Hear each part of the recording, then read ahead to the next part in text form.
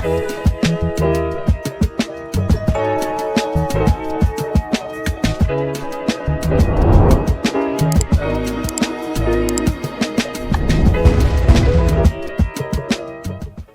welcome to an episode of On the Wrist from Off the Cuff. To have a really cool review for you guys from the brand Omega. A little about them: they were founded back in 1848, and they are Swiss-made in origin, and now they're part of the Swatch Group's luxury tier. Although Omega and Tissot merging was actually a precursor to what would eventually become known as the Swatch Group, so I would say that their history is a touch more pure than some of the other brands that were quote-unquote kind of rescued by the Swatch Group. I would say, you know, Omega was right there doing some of the rescuing. Now, in terms of the type of watch, I consider this an outdoor, everyday adventure type of watch. You're gonna, some key characteristics and language within this space. Of course, you're gonna want something that is sporty, legible, tough, and very capable. This is actually a Seamaster Aqua Terra Railmaster. Yes, in the early 2000s, this was actually a neo-vintage tribute to the Railmaster of the late 50s, originally designed especially for scientists, technicians, electricians, and railway workers, or really anyone working in or around powerful electric currents. Now it's been modernized with this Aqua Terra style case, 150 meters of water resistance, and of course a coaxial movement. In terms of the price points, you guys can get these for as low as around $3,000, or in the upper 400s as of kind of April, May-ish of 2024. You know, looking at, you know, what the market is like. Of course, there are going to be outliers based on condition and location. And of course, also the completeness of package. This is the 39 millimeter model, often kind of known as 39.2. I get 39 millimeters even. But yeah, this thing is awesome, and I'm really excited to share it with you all. So with that said, let's actually zoom the camera out, get this piece in hand, and take a closer look. Okay guys, so some of you are probably have already noticed that I do have this on a Forstner contemporary flat link, and this is actually the same one that is on my Seamaster. This is the pre-2018 N-Link fitment, and it does fit quite well. Not perfectly, I will say, as you're wearing it, it's quite perfect, but you can wiggle and get a little bit of play basically on the angle here, so you can kind of cock it up once in a while to where you'll see a slight gap, but it is fitting flush, so there's no gap on that side. It's just maybe if they want to do a, you know, specific model for this particular era of Aqua Terra, I would say, and I say Aqua Terra because if you look on the back here, guys, it's bad boys in Aqua Terra. You know, again, it's just more so having that Railmaster aesthetic. This was a big tribute to that watch, which was an original trilogy watch.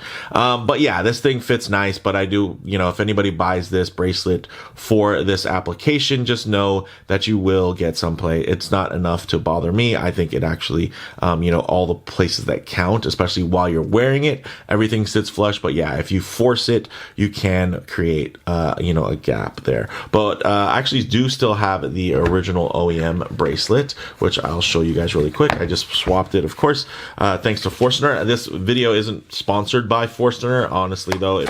It could be, not because they paid me, which they didn't, but because honestly, having this as an option for the bracelet, it was actually a very big motivating factor in terms of securing this timepiece. As much as I've always enjoyed these, finding out that I could, you know, essentially kind of curate my own neo vintage, you know, Omega trilogy and tie them together with these great, you know, flat links, you know, was a huge motivator for me. Now you guys can see, really nice, actually pretty well finished. And it does have a male end link, which isn't the greatest, but I will say it is cleanly done there. So yeah, it's probably one of the better bracelets that are out there, in terms of the neo vintage within that era. But again, with the male end link, and again, the idea that I could really make it match my other pieces, my Speedmaster and Seamaster, again, that was really a driving factor. And of course, I think it also looks great. It really makes it feel, it elevates the look. And of course, some of you are like, oh, I don't want to elevate the look. I want it to be like an Explorer alternative. Well, that wasn't really its job in the beginning, right? It was more of a Milgauss alternative. But it was this actual window and iteration that came about that really made it an Explorer alternative, because they kind of stopped focusing, at least for this release, so much on the magnetic resistance and more on ultimate legibility. I mean, sheesh, they even did a display case back, guys. So more of just an elevated kind of luxury adventure piece. And I think they nailed it. In terms of the dimensions here, 39 millimeters across, 11.1 millimeters thick, 46.5 millimeters lug to lug, brushed and polished, guys. Those beautiful signature lyre lugs, fantastic. And of course, there's a fair amount of polish here, so I think it ties in really nicely. I know some people would want to keep it brushed as possible, but you do have a high polished bezel, as well as those bevels coming off the lugs, which all look fantastic. And I was very fortunate to find a unit that just held up this well. My gosh, look at this thing. Looks really, really well looked after, and I'm going to continue to look after it well. Now, in terms of the crown, a nice thing, of course, screw down crown. So you're going to feel good about those 150 meters of water resistance. Again, that really makes it feel more like an Explorer alternative. Of course, the aesthetic makes it a great Explorer alternative in terms of having the 369 here. You get the benefit of also getting the 12, and you're getting, of course, those beautiful, arrow hands, which look fantastic and are a huge part of Omega's history. Another thing is the flat link bracelets, another huge part of Omega's history, as shown by, of course, their modern re-release of the Omega trilogy, which did include, a Railmaster as well. So very, very nice. You're going to get a double domed sapphire with inner AR coating, and you can see there that sapphire is really, really well dialed in, domed on the under and on the outer side. So it's going to be very, very legible, even at very harsh angles, as you guys can see there. Check that out. Not going to get a lot of distortion. So for some of you that were maybe looking for some visual play that felt very, vintage, you're not going to get that here. For me, that's a plus. It does have a classic look to it, a retro look, but not necessarily a vintage, right? You're not getting faux patina or anything like that, which is cool. But then, of course, you do amplify that vintage aesthetic with something like the flat link bracelet. The movement inside is an Omega 2403. It's a chronometer, which is great. So, of course, it meets CFC specifications in terms of timekeeping. It has a 44-hour power reserve and beats at 3.5 hertz, which is 25,200 vibrations per hour in terms of that beat rate. So, not quite your standard, typical kind of Swiss 4 hertz sweep, but that's typical for more modern Omegas today. You will have to kind of go further back in their catalog to find stuff that does beat at a full 4 hertz, but at least it's 3.5 hertz versus maybe a 3, which would be more comparable to something like a Seiko, right? You do also have that coaxial escapement, which is fantastic, and it, of course, will help elongate some of those service intervals thanks to less friction. And then you're also getting a nice display case back, which helps show off that beautiful finish there. Again, very nice, very handsome from that perspective. Getting into the dial, it is a matte black dial, a truly matte dial, so very simple. You're getting everything printed. You're not getting a date. You're not getting a ghost position on the movement, which is nice. And it's going to be using C3 Superluminova. Very, very good. Also, 20 millimeter lugs. One of the things that helps make this available to put on this beautiful bracelet is the fact that it has 20 millimeter lugs, and that works. So especially if you want to have like a different strap collection, you want to throw this on a NATO, on a leather strap, strap, man, this thing is going to look absolutely killer. And the nice thing is you don't have to worry about, you know, swapping in anything special. You know, if you already have a collection of straps, chances are they're probably already in 20 millimeters. At least that's how it is for me. Now, it is featured on this beautiful Forstner Bands contemporary flat link bracelet.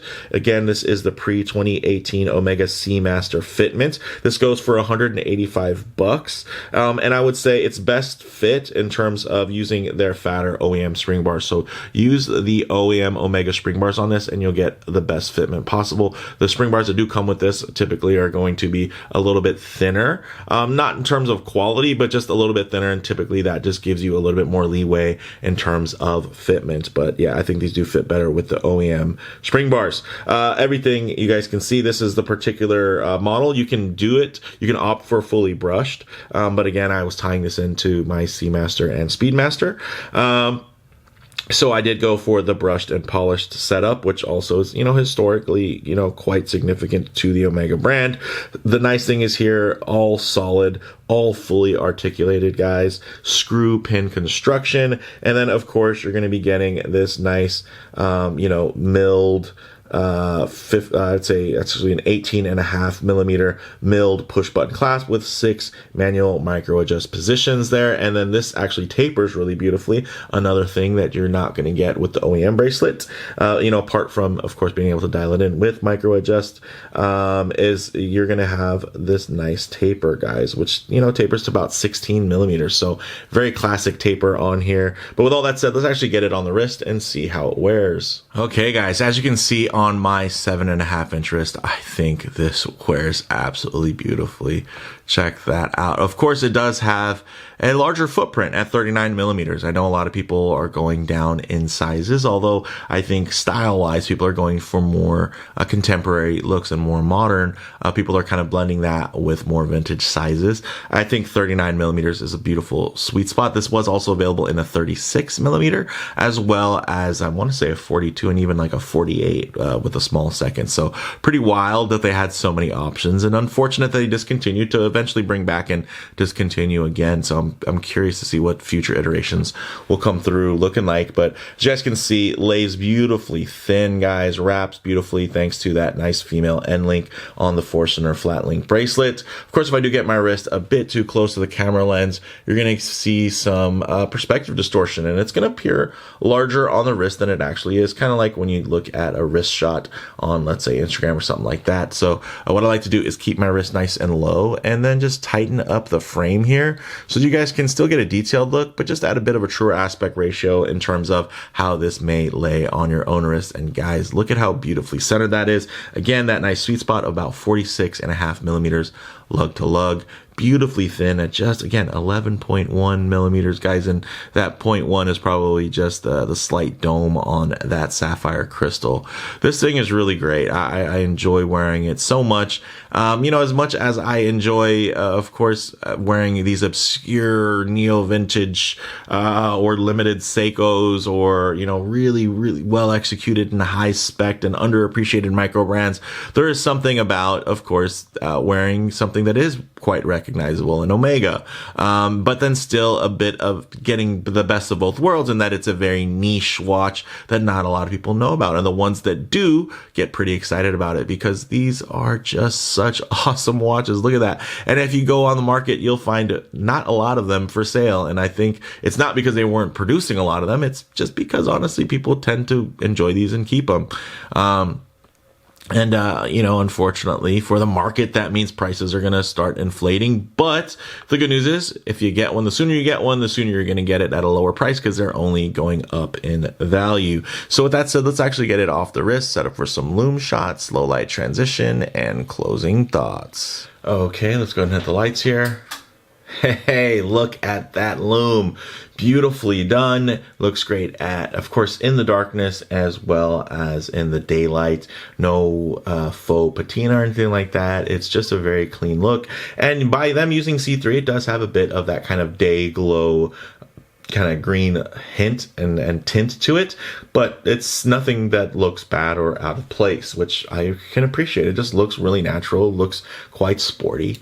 But one thing, of course, I like to work in is a bit of a low light transition, because you're not always going to be out in the middle of a field enjoying direct sunlight. A lot of times you're going to find yourself coming in and out of buildings, walking underneath overhangs, or just hanging out underneath the shade of a tree. So it is nice to see what these colors, textures, and finishes render like in less than optimal lighting, guys. So maybe include a bit of harsh lighting, which typically could expose any types of production defects. But you're going to see that this old piece has really hung in there. I mean, just, you know, a piece from the 2000s, early 2000s is looking great. There's something about that early 2000s window. You just find so many hidden gems, and that's kind of where I curated my neo vintage trilogy from, which I should probably do a video featuring all three of them side by side at some point. Comment down in the comments below if that's something that you're excited about, and if you have any questions, definitely leave them there and I'll try to address them in that eventual video. But you guys can see really great legibility here, guys. I mean, no, it's not a dive watch, but man, this thing is cool. It just has a lot of that sporting vibe. Again, although originally more of a competitor for the Rolex Milgauss, I think this particular iteration and generation and era of Railmaster definitely is suited better to that, you know, Rolex Explorer comparable. I think there's a lot of folks that could easily see and wear something like this within that, you know, space of everyday adventure timepiece that's going to be overly capable, but also has a ton of heritage, great brand recognition and history, as well as a high spec to kind of back up the, you know, higher price point. I mean, it's not going to be, you know, outlandishly unattainable though, which is nice. So this is a watch you can absolutely buy and wear and enjoy as intended. Now, in terms of closing thoughts, guys, on the wrist, wears very thin and sleek without feeling overly flat, which is nice, you know, thanks to its signature sculpted curves. And I think that those look absolutely fantastic even after all of these years. In terms of model variants, this generation of Railmasters came in various sizes, ranging from as small as 36 millimeters to as large as 49 millimeters. Yes, with that small seconds complication, they did have some really beefy variations and everything in between, the 42 millimeter options, as well. So in terms of comparable models, again, normally Railmaster models are directly comparable to something like the Rolex Milgauss because of their anti-magnetic properties and kind of being a watch for engineers. But this specific reference, I think, clearly takes more aim at the Explorer I, foregoing the traditional focus on magnetic protection for a more versatile everyday adventure type of package. Bottom line, guys, these early 2000s neo-vintage Railmasters have already proven to have become increasingly desirable and collectible, while not yet hyper inflating to unattainable hype/investment driven price points.